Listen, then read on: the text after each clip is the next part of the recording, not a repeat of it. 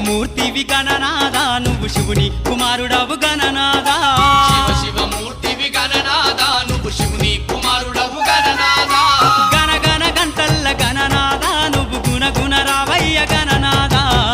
శివమూర్తివి గణనాదా నువ్వు శివుని కుమారుడవు గణనాదా శివమూర్తివి గణనాదా నువ్వు శివుని కుమారుడవు గణనాదా